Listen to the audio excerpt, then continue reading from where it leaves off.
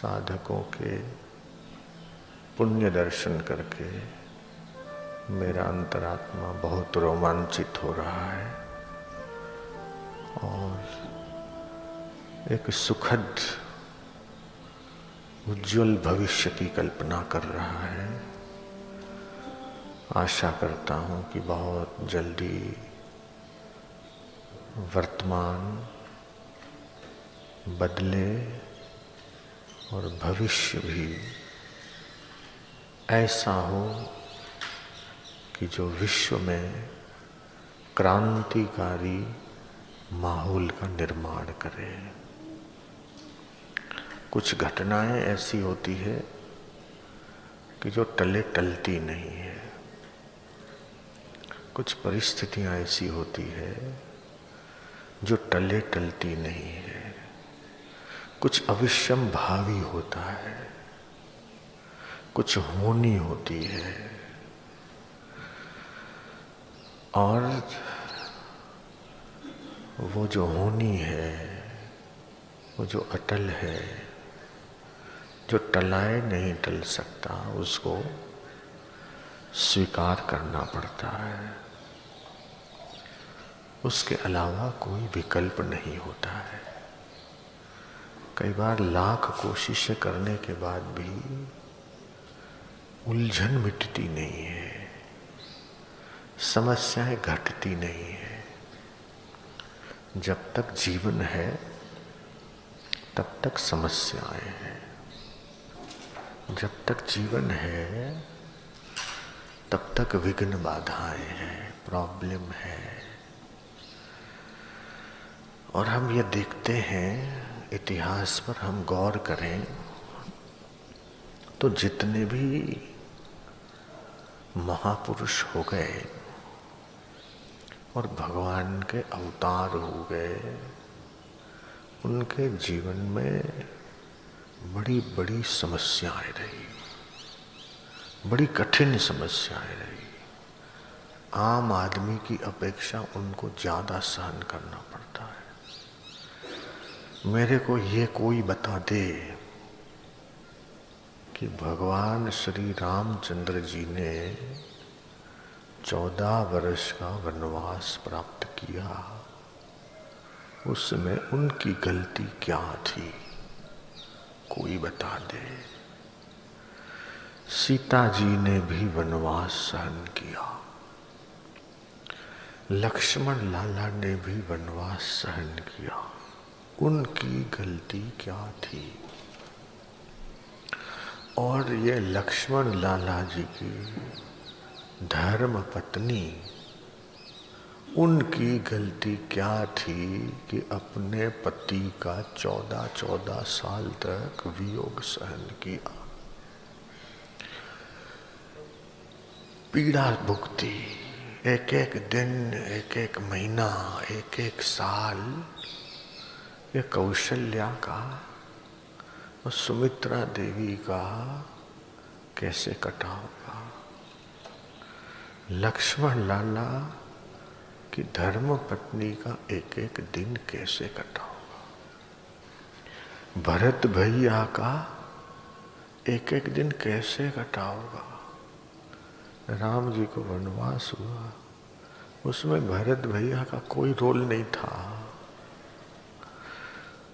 कौशल्या सुमित्रा का कोई लेना देना नहीं था।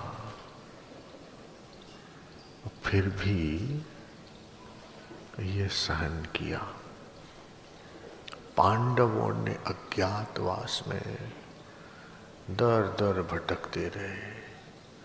कहाँ महलों में रहने वाले, सुख सुविधा में पले पढ़े, विशाल राजकाज के अधिकारी और अधिपति, इतने सामर्थ्यवान। धर्मराज युधिष्ठिर खुद धर्म का अवतार है। लक्ष्मण स्वयं शेषनाग का अवतार है। भगवान राम स्वयं विष्णु का अवतार है। और फिर भी जो है, कितना भुगता, कितना सहन किया, कितना पीड़ा भुगती। कितने विघ्न, कितने संकट, कांटे चुभे सीता देवी को, पत्थर चुभे, फिर वियोग हुआ, वनवास पूरा हुआ, फिर भी सीता जी के साथ राम जी रह नहीं पाए, सीता त्याग हुआ। आखिर रामचरितमानस का ग्रंथ बना, वाल्मीकि जी ने लिखा, तुलसीदास जी ने लिखा, और उनके चरित्र को देखकर रामचरित सुन मन न अगाई, राम जी का चरित्र ऐसा हुआ। और जो व्याख्याएं हुई वो रामचरित सुन के, राम कथा सुन के न जाने कितने लोगों के जीवन में परिवर्तन आया, न जाने कितनों को राह मिली, दिशा मिली, कितनों के जीवन में अंधकार दूर हुआ। तो कुछ होनी होती है, तत्काल समझ में नहीं आता है कि ये क्यों हुआ, कैसे हुआ, इसके पीछे के कारण क्या थे। समझने में हो सकता है कि देर लगे, झट समझ में न आए।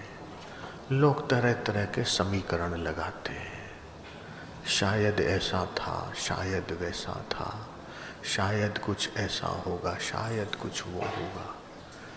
उन सब बातों को दरकिनार करते हुए कष्ट भुगत रहे हैं, ये सच्चाई है। कारण जो हो, उन कारणों के पीछे हम नहीं पड़ते, लेकिन कारण लोक कल्याणकारी प्रवृत्तियां करते हुए लोक मंगल को ही जीवन का लक्ष्य बनाते हुए भारत को विश्व की आध्यात्मिक महासत्ता बनाने के लक्ष्य को लेकर गुरुदेव आगे बढ़ रहे हैं। हम सभी के संकल्प और प्रयास उनके साथ हैं। इसमें विघ्न तो भाई आएंगे, संकट तो आएगा, क्योंकि हमारा लक्ष्य छोटा नहीं है। लक्ष्य छोटा तो विघ्न छोटा, और लक्ष्य ऊंचा तो विघ्न भी बड़े बड़े ऊंचे। लक्ष्य छोटा होगा तो छोटे विघ्न आएंगे, लक्ष्य बड़ा होगा तो बड़े बड़े विघ्न आएंगे, बड़े बड़ी आंधी तूफान आएगी। उन आंधी तूफानों से न डरना है, न दबना है, न झुकना है, और न हमें निराशा के गर्त में डूबना है। हमें हिम्मत रखना है, हमें धैर्य रखना है, हमें हौसला बुलंद रखना है, और हमें मन मजबूत करते हुए, आशावादी रहते हुए, पॉजिटिव रहते हुए आगे बढ़ना है। जो डरता है सो मरता है, हार नहीं माननी है। हमारा लक्ष्य ऊंचा है, हम सच्चाई के पक्ष में हैं, हम सत्य के बल पर, अध्यात्म के बल पर, ईश्वर की कृपा के बल पर हमारे ऊंचे लक्ष्य को पाएंगे। हमारा लक्ष्य क्या है? सर्वे भवन्तु सुखिनः। हमारा लक्ष्य है कि सब लोग सुखी हों। जब हम दूसरों के सुख के लिए संकल्प करते हैं तो हम दुखी कैसे रह सकते हैं? कितना अपमान हो जाए, लेकिन दुखी होना न होना हमारे हाथ की बात है। वनवास हो सकता है, कारावास हो सकता है, लेकिन दुख नहीं हो सकता है। मजाल है दुनिया भर के सारे दुख की कि जो हमारे पास तक फटक सके, क्योंकि हमारे पास गुरुदेव का ज्ञान है। तरति शोकम आत्मवित्, ध्यान देना, तरति शोकम आत्मवित्। जो आत्मवेत्ता है वो शोक के सागर से तर जाता है। आने दो, जो विघ्न आए आने दो, तकलीफ आए आने दो, दुख आए आने दो, प्रॉब्लम आए आने दो, मुझे मेरे गुरु पर और गुरु की शक्ति पर और उनकी कृपा पर भरोसा है। कितने विघ्न बाधा आकर आ जाए, लेकिन मुझे वो प्रभावित नहीं कर सकते। ज्ञान मिड़ई ज्ञानड़ी, ज्ञान तो ब्रह्म ज्ञान। जैसे गोला तोप का 1600 मैदान, बाकी ज्ञान तो ज्ञानड़ी है, छोटे मोटे ज्ञान। हम आईटी ऑफिसर हैं, ये वो है, अच्छी तनख्वाह है, अच्छा कमाते हैं, महीने का अच्छा सैलरी है, आमदनी है। ये जो रोजी रोटी की विद्या है, और ये सब ज्ञानड़ी है। इंजीनियरिंग, साइंस, टेक्नोलॉजी, ये वो सारे ज्ञान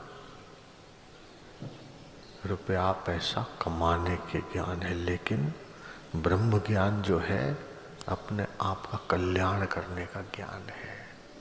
इस ज्ञान के समान कोई ज्ञान नहीं है, और इस ज्ञान से मिलने वाले लाभ के समान कोई लाभ नहीं है। यम लब्ध्वा चा परम लाभम मन्यते ना अधिकम ततः। गीता। यस्मिन् स्थितो न दुखे न गुरु नापि विचाल्यते, कि जिस लाभ को पाने के बाद उससे बड़ा लाभ मानने में भी नहीं आता, होने की बात ही छोड़ो, है ही नहीं, न था न है न हो सकता है, ये अकाट्य सत्य है। जिस लाभ को पाने के बाद उससे बड़ा लाभ है नहीं, जिस पद पे पहुंचने के बाद उससे बड़ा पद है नहीं, यस्मिन् स्थित, और जिसमें स्थित होने के बाद बड़े भारी से भारी दुख से भी जो चलायमान नहीं होता है। साधकों के